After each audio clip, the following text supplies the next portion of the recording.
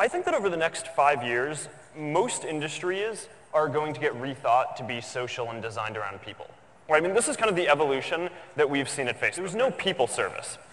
And this struck us as really weird because people are just, humans are hardwired to be very interested in people, just psychologically. It's deeply wired into our brains. So we built this directory people service, and it immediately became the most engaging product that was on the web. Right? And it didn't have the biggest user base immediately, but it had the most usage.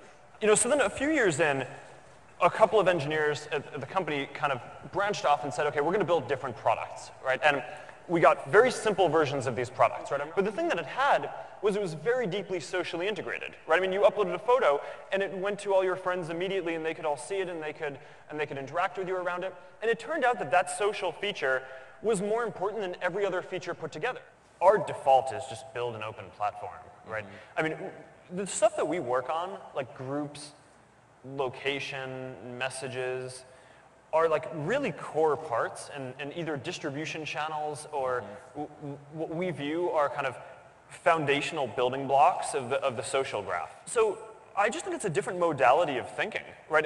If you go in building an app expecting that people are going to be there with their friends and expecting a social experience, then you're building a fundamentally different thing than if that's not the expectation. It wouldn't have been compelling a few years ago, right? Because we just didn't have the user base, right? I mean, now if 60 or 70% of any given website's users are likely to be Facebook users, a few years ago that would have been 10%. And it's like no one's going to design an app assuming that 10% of their users are going to be social. That just doesn't mean anything, right? But now, you can design something assuming that the vast majority of your users will be socially enabled and just go in with a completely different mindset around how you build something. That's true. Or they're going to be different graphs.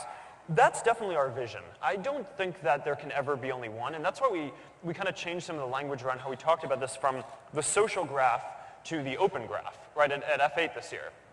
And the idea there was that each of these different services kind of are mapping out their own different parts of the graph. And our view is what we should be doing is trying to facilitate making these more interoperable. These rich data sets being interoperable, I think, is going to be one of the really defining things that allows a lot of innovation over the next few years.